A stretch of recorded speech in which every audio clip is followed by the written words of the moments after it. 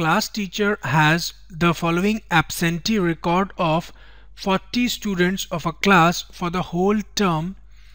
Find the mean number of days a student was absent. आपको number of days और number of students का data given है. इतनी information से आपको mean number of days a student was absent ये calculate करना है. Now number of days क्या क्या given है देखते हैं. 0 to 6, then 6 to 10, then 10 to 14, then 14 to 20. आप देख सकते हैं क्लास इंटरवल यूनिफॉर्म नहीं है ना, इस चीज़ का ध्यान रखिएगा. then 20 to 28, then 28 to 38, and finally 38 to 40. Next column number of students आपको गिवन है 11, then 10, then 7, 4, 4, 3 and finally 1. ये जो वैल्यू ये आपका FI है और ये आपका क्लास इंटरवल है. और आपको मालूम है समेशन ऑफ FI ये आपको n मिलेगा. टोटल नंबर जब आप इन सबको ऐड करेंगे तो ये आपको मिलेगा एज 40, और 40 आना भी चाहिए. क्वेश्चन में गिवन है 40 स्टूडेंट्स. देयर आफ्टर आपको जरूरत पड़ेगी क्लास मार्क की.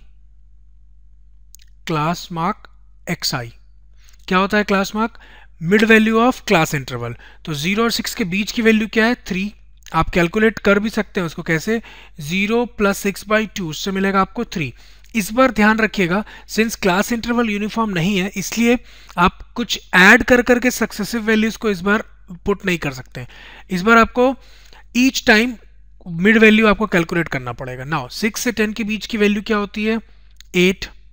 6 + 10/2 से आपको 8 मिलेगा. सिमिलरली 10 और 14 के बीच में मिलेगा आपको 12. 14 और 20 के बीच में मिलेगा 17. 20 और 28 के बीच में 24 एंड 28 और 38 के बीच में 33. 38 और 40 के बीच में 39. ये आप कैलकुलेट करेंगे जो दोनों वैल्यूज है लोअर लिमिट और अपर लिमिट उन दोनों का सम अपॉन 2 उससे ये सारी वैल्यू आपको मिलेगी. नेक्स्ट कॉलम आपको जरूरत पड़ेगा DI. DI क्या होता है? XI - A. और A जो है अज्यूम्ड मीन वो आपको क्लास मार्क की ही किसी वैल्यू को लेना पड़ेगा. मैंने बोला था हम प्रेफर करते हैं मिड वैल्यू को लेना. तो मिडिल वैल्यू 17 दिख रहा होगा आपको यहाँ पे. उसके ऊपर भी 3 वैल्यू है, उसके नीचे भी 3 वैल्यू है.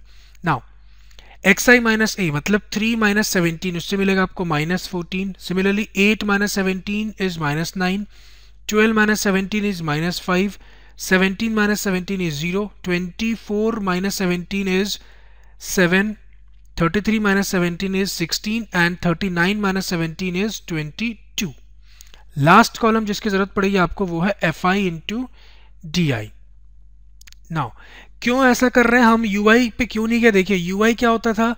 DI/H और H क्या था आपका? Class interval. तो क्लास इंटरवल इस पर यूनिफॉर्म नहीं है इसलिए हम उस मेथड पे जा ही नहीं रहे. हम FI into DI से ही काम चला लेंगे. नाउ FI मतलब ये वैल्यू, DI मतलब ये. इन दोनों कॉलम्स की वैल्यूज को आपको मल्टीप्लाई करना. 11 into 14 इज 154, लेकिन माइनस साइन है इसलिए -154. सिमिलरली 10 into 9 इज 90 और माइनस की वजह से -90. 7 into -5 is -35. 4 into 0 is 0. 7 4s are 28. 16 3s are 48 and 22 1s are 22. तो इन सब का जब आप सम करेंगे आपको समेशन ऑफ FI DI आपको पता चल जाएगा. और एल्जेब्रिकली आपको ऐड करना. इन सब को जब एल्जेब्रिकली ऐड करेंगे तो ये मिलेगा -181. माइनस में मिलेगा आपको 181. नाउ वी हैव अच्छे से लिख देता हूँ इसको. वी हैव क्या क्या वैल्यू आपके पास अब आ चुकी है? n = 40. A assumed mean is 17. Summation of FI DI is -181. ठीक है.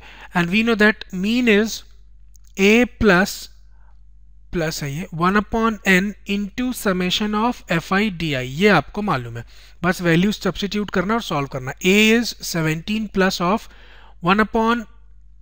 n टोटल ये 40 है, ध्यान रखिएगा.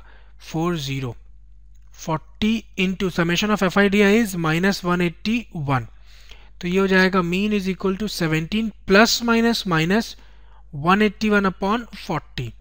Mean is equal to 17 - 181/40. Calculate आप करिएगा तो ये हो जाएगा 4.52. टाइम सेव करने के लिए कैलकुलेशन करके नहीं दिखा रहा हूं मैं आपको.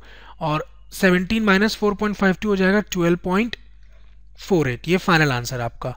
तो आपसे क्या पूछे थे? Mean number of days a student was absent, तो वो है 12.48 डेज. तो आपका आंसर होगा hence mean number of days a student was absent